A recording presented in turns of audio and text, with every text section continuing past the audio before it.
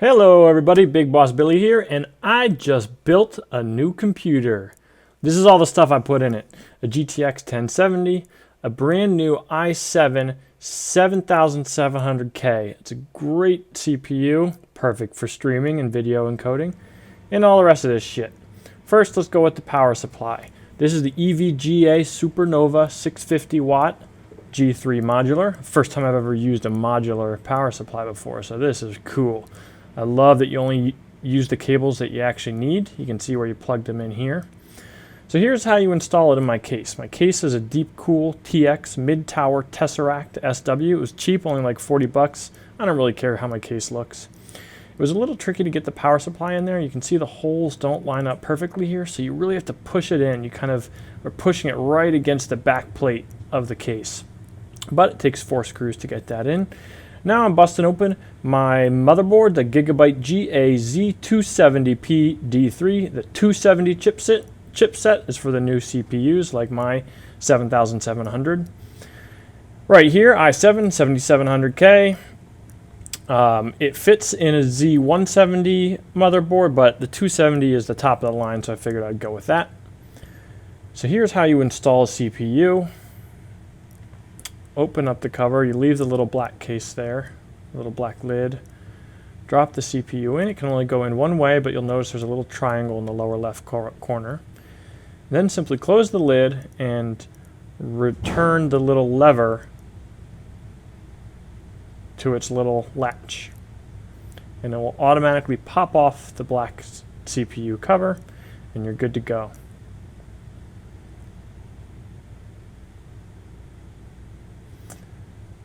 Next up, I'm going to put the RAM in before I put my CPU cooler on.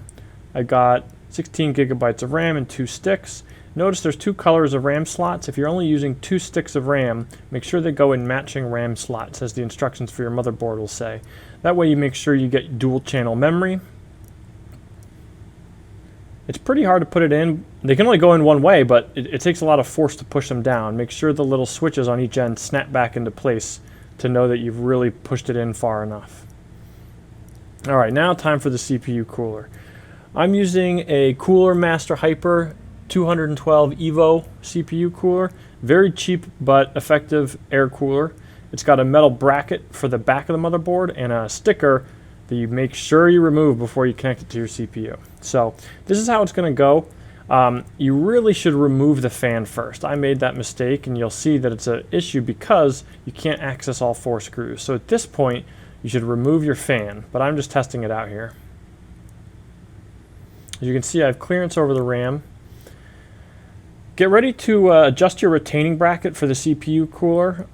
For my CPU, these pins need to go in the middle hole. So there's a different hole for depending on which chipset, which processor you're using. But then get out the 4 standoffs and 4 bolts. It works best if you hold your motherboard upright like this, push the standoffs through from the top of the motherboard into the back of the motherboard, and then apply the 4 nuts. Now those standoffs can actually only go through one way. Look really closely at the threaded part of the standoff to get it to pass through the bracket on the bottom side. There's a little flat point that needs to be oriented correctly. But go ahead and hand tighten the nuts. Then you can turn the motherboard upside down, lay it on your desk, and use a special tool to get the nuts all the way tight.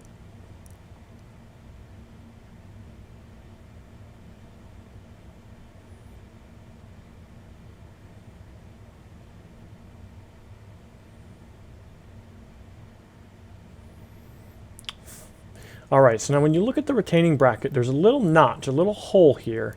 And this forces the bracket to only go the correct way on the CPU cooler, because that pin fits in the knots I just showed you.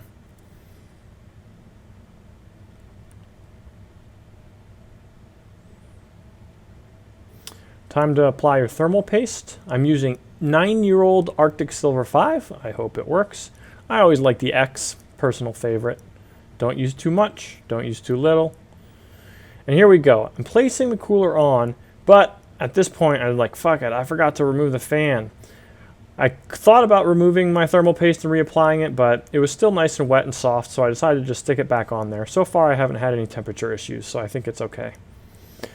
Now I go through and screw in the 4 pins. I like to do a little bit at a time on each one. You'll notice here it's going to take a little bit of force or pressure. They're kind of, think of them as spring-loaded arms. You kind of have to force the last one especially down into position. But this is okay. This is good. This is, you know, this represents the holding force that's holding the cooler stuck onto your CPU. All right, now it's okay to put the fan back on. And don't forget to plug it in on your CPU fan header on the motherboard.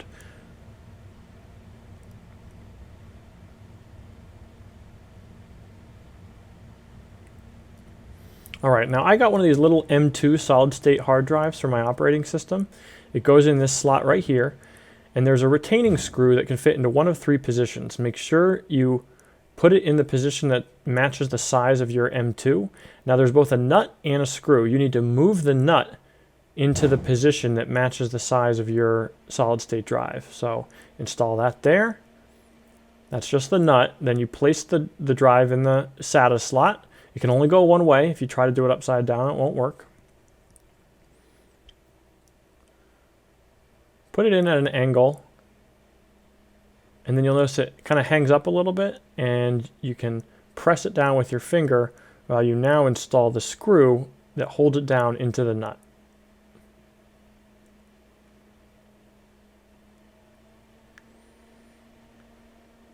All right, now it's time to get the motherboard into the case. First, install your motherboard backplate into your case. Pick up the motherboard, lay it in your case. Now, of course, before you do this, you could do a test boot if you wanted, but I like to live life on the wild side. YOLO. Here you can see one of the holes. Behind the hole is a standoff like this one over here, but my motherboard's small enough that it doesn't need all the extra ones. Make sure you get the right screws. You can see one in the back corner here. This one can be pretty difficult to do with your cooler installed.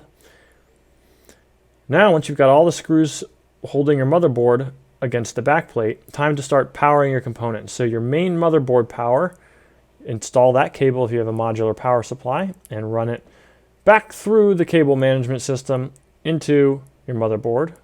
And now I'm onto the CPU power here. There's another 8-pin connector right there. Here is the fan for the front of my case. I'm going to install that into one of the other case fan headers. Now this is a special G connector, I think they call it. It comes with my motherboard. This allows you to plug in all the little ports for your case front panel, like this, including a little beeper.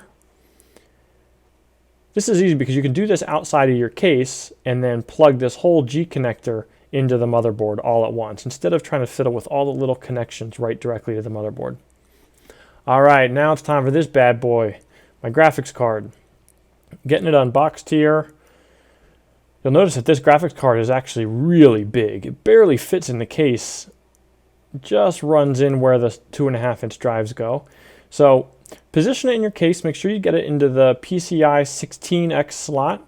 And note which of the PCI back panels are going to need to be removed. Then you can go ahead and pull those off. On my case, you literally pry them off and break the metal. You notice for mine, there's one unused one on the top. Get it installed, snap it in, and run the power cord for your graphics card to your power supply. Turn your computer on, and boot! There we go, it worked. Now, I also added the solid-state drive from my old computer to this computer. As you can see here, connected it up with the SATA cables, and I used a tool called CloneZilla to clone my old solid-state drive to my new M.2 solid-state drive. That worked really well. It kept me from having to do a completely fresh reinstall of Windows, reinstall all my games. I got to take the direct image of my old hard drive or solid-state drive from my old computer and copy it right over to my brand new solid-state drive. So all in all, my new computer is working great. I love it. It should be even better for making and recording videos, and especially playing video games on higher settings while recording. So this means I'm going to be putting out even more content. I know I've been a little bit lax lately. It's been a couple months since I've put out any good videos, but hopefully this is interesting to you. If you're building a computer, I hope this helps you with some of the tutorial or how-to. And until next time, I'll talk to you guys later.